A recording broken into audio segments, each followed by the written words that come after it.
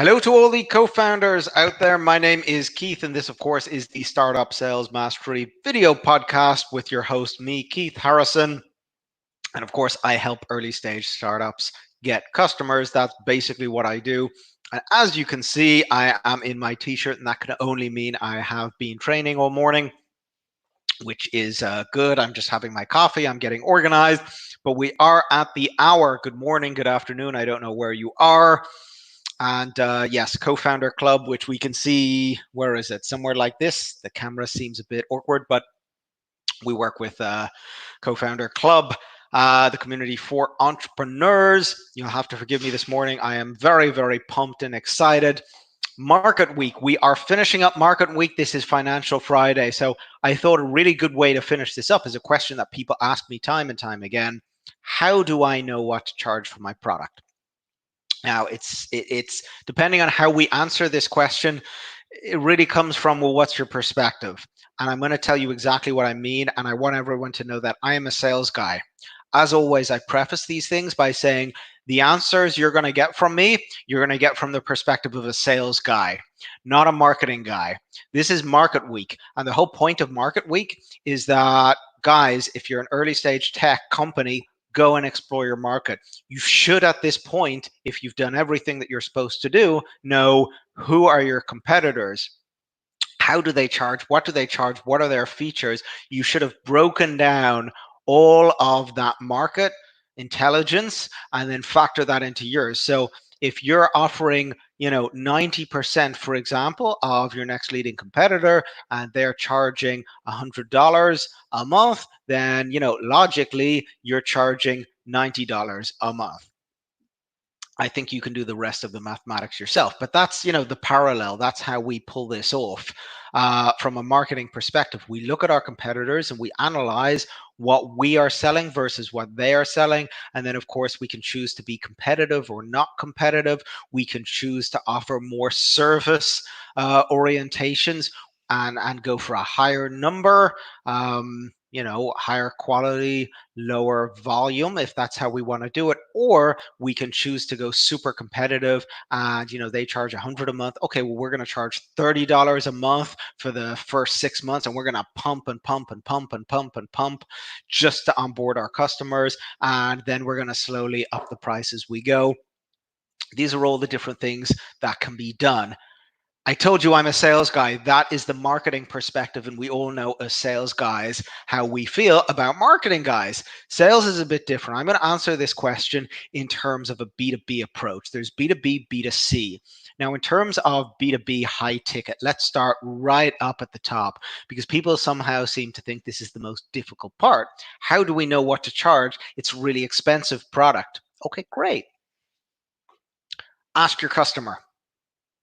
I mean, really, that is the answer. I do it all the time. Sometimes I'm given budgets because, of course, we know I do reselling as well for early stage startups. This is the best model. This is the model I love to do.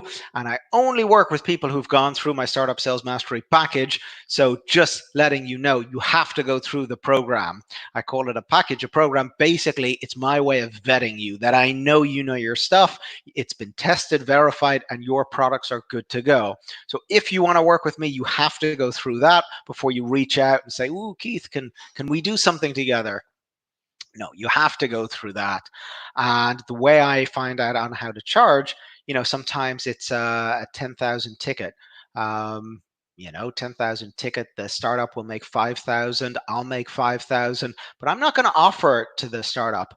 To the customer at 10,000. I'm going to have a conversation with them. Now, this does take a bit of sales skill, what I'm about to say, but hire a salesperson, hire me, or learn it. The idea here is to find out the value, and it's a simple formula. What is the value of your solution to them? Is it more or less than the cost of your product? And that's really what it all comes down to. Mr. Prospect, can I ask you, if we were to solve this problem, how much would that be worth? Ooh, I don't know a lot. Well, tell me, what do you think? Let's break it down. We break down the time and the staff and the not having to have the other software and the insurance differences, and we calculate all that together, and we realize that the value of that is going to be $16,000. So $16,000, this is what it's worth to you to solve that problem. Is that correct, Mr. Prospect? And what I'm trying to get him to do is I'm trying to get him to agree that he's prepared to pay 16,000. And then I can always come in and hit him hard with, you know what? I like you. I'm not going to charge that much. Let's go a bit lower. Why don't we just go at 12,000? This gives you an even better deal. And I'll try and even close above the 10,000 that I'm told I can close at, especially in this kind of a setup. And very often I do. Previous clients, again, I usually love operating around the 10 to 15,000 mark. I've gone 30-40% above just by using this strategy. So how do you know how much to charge, especially in a B2B situation where it's more custom and what? That's how you do it. You find out the minimum that you want to charge, that you're prepared to charge for. Then you adjust that up a bit, of course, to make your profit, and that's your ORP, recommended retail price.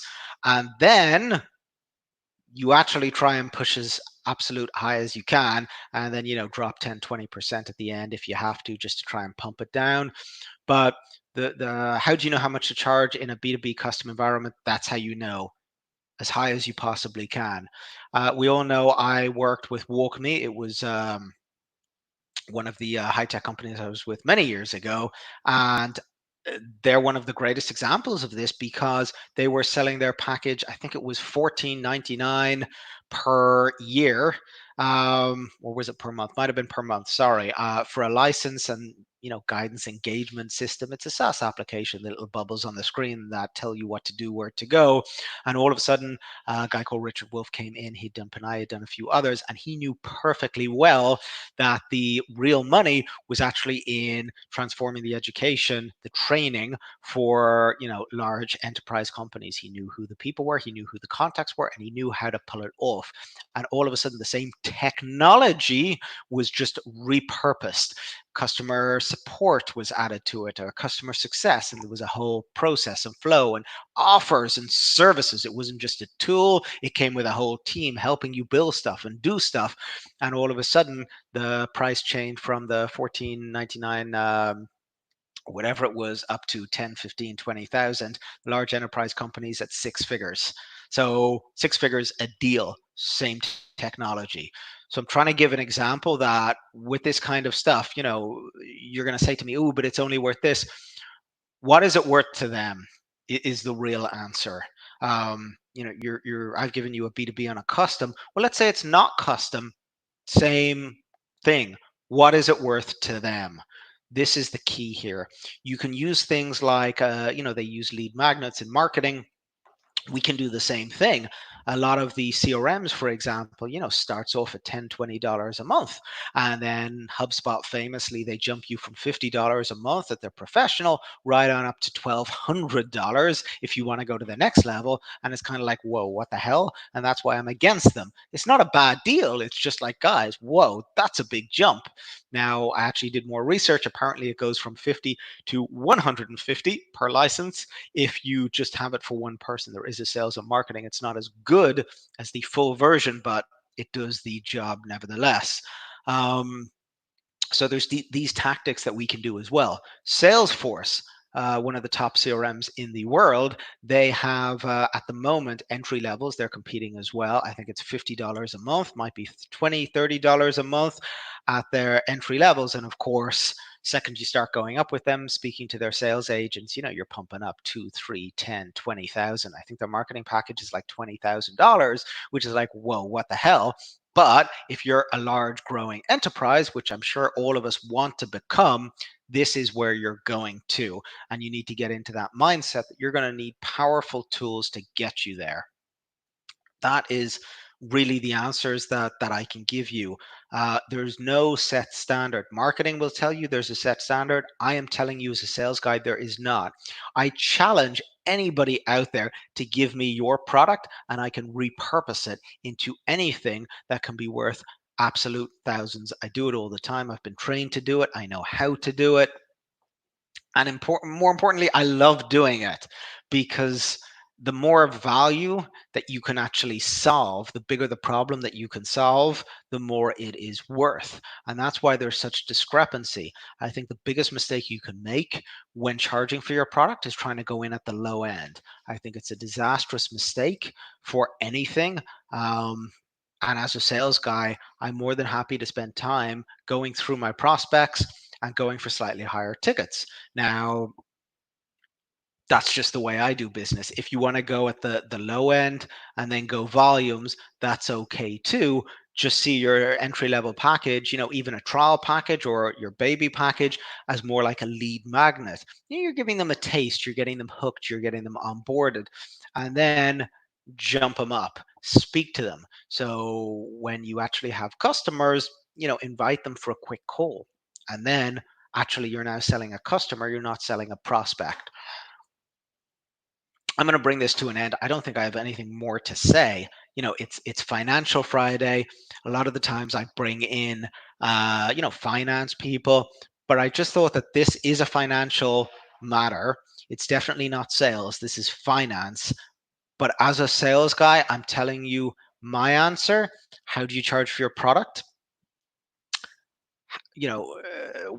Solve a problem is the answer. How big a problem are you solving for someone, and what is that worth? And the only way you're going to find out is by going and asking them. And as you're solving that problem, of course, make that problem bigger, bigger, bigger. It becomes more valuable. As it becomes more valuable, people are prepared to pay more for it. And there is your answer to the question. My name is Keith. This is the Startup Sales Mastery video podcast. Thank you so much. Enjoy your weekend.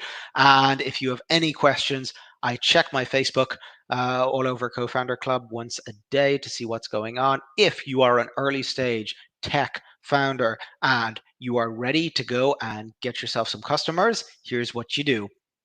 Click on the Startup Sales Mastery link, startupsalesmastery.com, and follow the instructions. Reach out to me, ask me anything, but in there, I give everybody one free training video. And it's not training as in I'm going to teach you something. It's an instructional thing of, look, let's look at your customer.